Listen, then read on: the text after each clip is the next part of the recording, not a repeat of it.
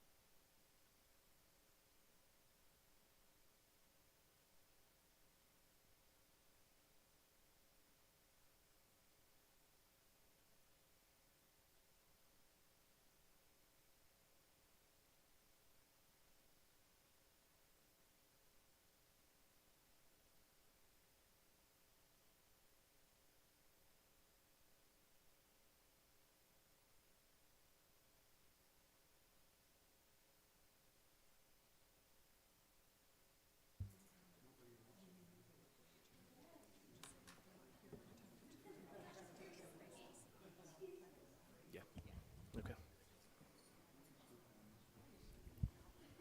Good evening. I'd like to call to order the Butte-Silver Council of Commissioners Committee of the Whole meeting for Wednesday, May 8th, 2024. Clerk, can we have roll call? 1 presiding, 9 present, 2 absent.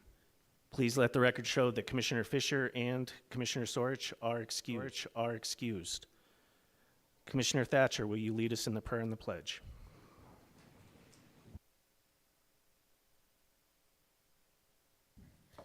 Fellow commissioners, Almighty God, we implore you, look upon us and guide us this night as we make decisions which so greatly affect our community of Butte-Silver.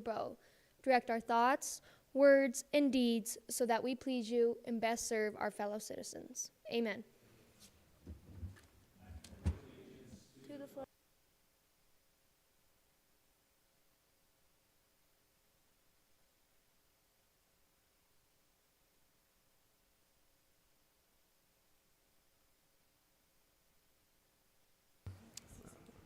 All right. Thank you, Commissioner Thatcher.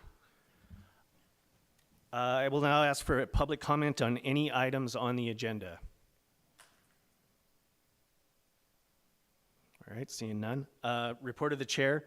I just want to thank everyone for coming tonight. And I wanted to let the commissioners know that I will be out of town next week.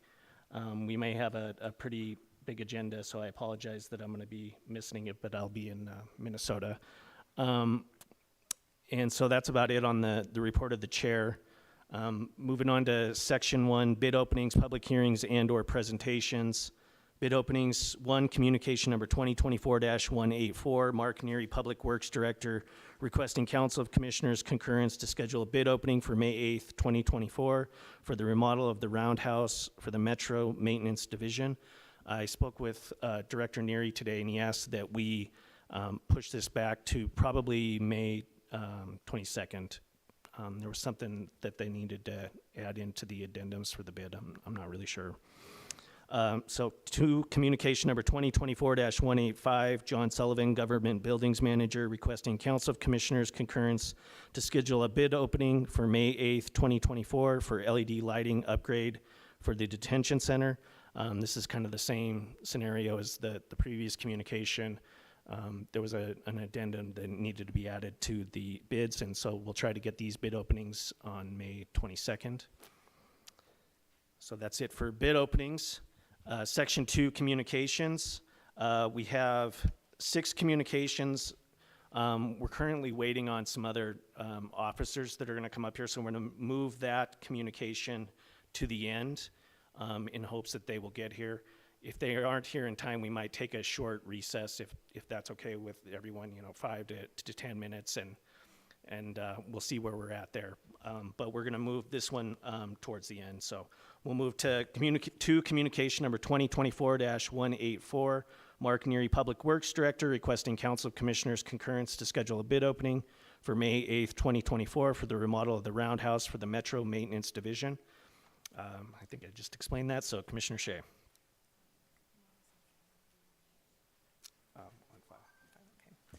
Thank you, Mr. Chairman. At this time, I will make a motion to place communication number 2024-1, note and place communication number 2024-184 on file. We have a motion to end a second.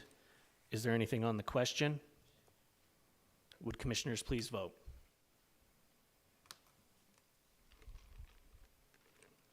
Clerk, will you record the vote? Oh, gotta wait for me.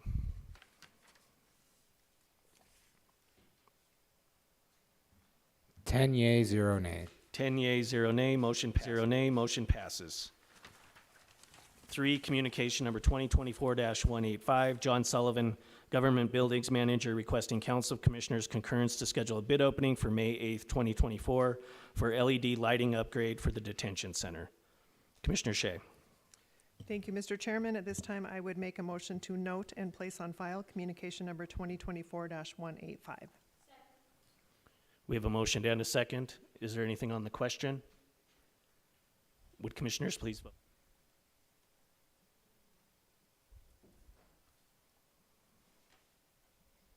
Clerk, will you record the vote? 10 yea, 0 nay. 10 yea, 0 nay, motion passes. 0 nay, motion passes. 4, communication number 2024-204, Angie Mulliken, Public Works Grant Manager, requesting Council of Commissioners concurrence to schedule a bid opening for May 22nd, 2024 for the hazardous tree removal at Stoughton Park. We will hold that for the bid opening on the 22nd. 5, communication number 2024-205, Angie Mulliken, Public Works Grant Manager, requesting Council of Commissioners concurrence to schedule a public hearing on May 15th, 2024 for the purpose of amending the fiscal year 2023-2024 budget to allow for increased expenditures of unanticipated revenue regarding the National Arbor Day Foundation grant. We will hold that for next week's public hearing. 6, communication number 2024-209, Kristen Rosa, Economic Development Coordinator, requesting Council of Commissioners authorization for a presentation on May 22nd, 2024 regarding the annual reports of the URA, HAS, South Butte TED, and Montana Connections TED. We will hold this for the presentation on the 22nd. We'll now move up to our first communication. Well, I think everyone's here. And are we good? Okay. 1, communication number 2024-176, Ed Lester, Sheriff, requesting Council of Commissioners authorization to transfer the retired Canine Officer Blue to Sergeant Steve Honer, his longtime handler. Officer Blue has served with distinction, and we wish him many years of quiet retirement. Sheriff Lester, thank you. Mr. Chairman, Mr. Chief Executive, members of the council, I'm Sheriff Ed Lester. This communication is on the agenda tonight at my request to have you folks authorize the retirement of our K-9 Blue and to turn him over to Sergeant Steve Honer, who's been his longtime handler for 10 years to live out his retirement. Just some statistics on Blue. Over the time he's been here from 2014 on, 230 total deployments. He's seized over 1,000 grams of marijuana, 10,000, over almost 11,000 grams of methamphetamine, which is equivalent to almost 24 pounds. 176 grams of heroin, 20 grams of cocaine. He seized over $13,000 in cash related to drug activity. He's also seized $700 in counterfeit cash that was related to drug activity. He's also seized numerous drug-related paraphernalia items, and firearms. As you know, any firearm that we seize and take off the street increases everybody's safety, most notably ours. He has been directly involved in 156 arrests due to known drug deployments, 89 of which were felony charges, and 57 misdemeanor charges. And in addition to those statistics, he's been a fantastic ambassador for our department. He's been in numerous public displays of his skills in the schools and with kids, and he's never so much as even growled at a child. So Steve and Blue have been one hell of a team for the last 10 years, and I would ask the council to approve Blue's retirement and authorize him to live out his retirement with Sergeant Honer and his family. And if you think about it, 10 years for a dog is 70 years of service. I've been here a long time, but I've only been here half that long. He's a little gray in the beard, but not as gray as I am, so I got 35 years to go, I hope, so we'll see. So I would ask at this time for your concurrence with my request. All right. Let me bring Steve up and introduce him with Blue, if that's okay. Yeah, absolutely. Come on up, Steve. As you can see, Blue is a little gray in the beard, but not as gray as Steve or I. So Steve isn't retiring, though. He's staying with us. So Okay. just Blue's going out to pasture, so to speak, and Steve's going to try to keep him busy, maybe visiting some of the nursing homes and doing some things that he's used to doing just to keep him occupied, because he's been a busy dog for 10 years. We don't want to shut him all the way down. So, and then the other individual I'd like to introduce is Jackson Kappas. He's here. Come on up, Jackson. He's hiding in the back row. He is our new canine handler. His dog, and we'll pass the leash from Blue to his dog, which is named Moose, is a chocolate lab. So Chocolate Moose, I guess, is his name. Jackson and Steve have advised me that Blue and Moose have a tendency to misbehave when they're in the same room together at this time. Not so much Blue, I think it's more Moose, and he's a little young, and so we didn't bring him tonight, but Jackson will be our new canine handler. So again, I would ask your concurrence in the retirement of Officer Blue and turn him over to Steve and his family to live out his retirement. All right. Thank you. And I'm told that maybe we can meet Moose down in the rotunda, or is Moose? Yeah, I was thinking about it, but last minute. We don't have to do that. Okay.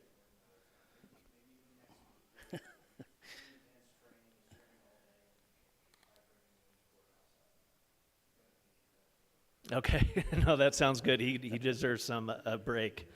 All right, are there anything from the commissioners? All right, thank you so much. And Chief Executive Gallagher? Mike, can you do microphone? Thank you. That's good. I'll let you have the mic.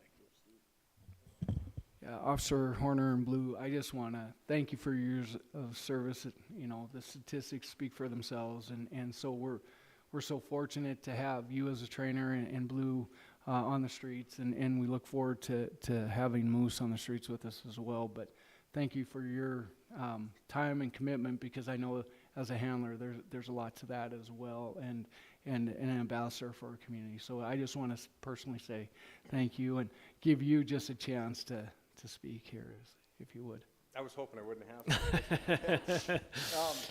It's been an honor. It's been a privilege to have a partner like Blue.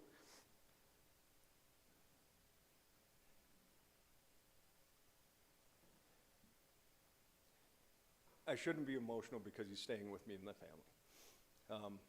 I'm losing a tremendous partner. I have the honor of working with my ASCT team, as well as become the new departmental trainer to oversee our program. So I'll be able to work closely with Moose. I'm not saying Blue's done with.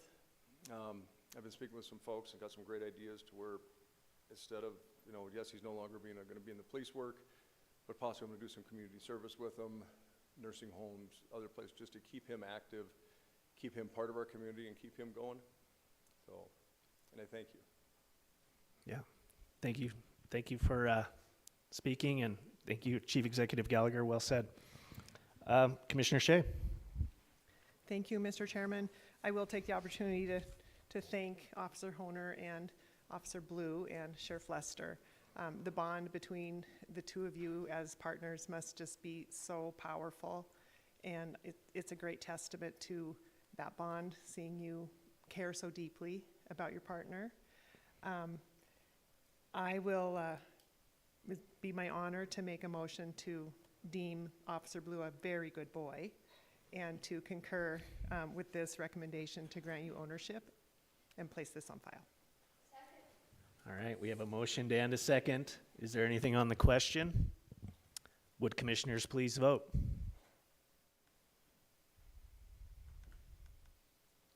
Clerk, will you record the vote? 10 yea, 0 nay. 10 yea, 0 nay, motion passes.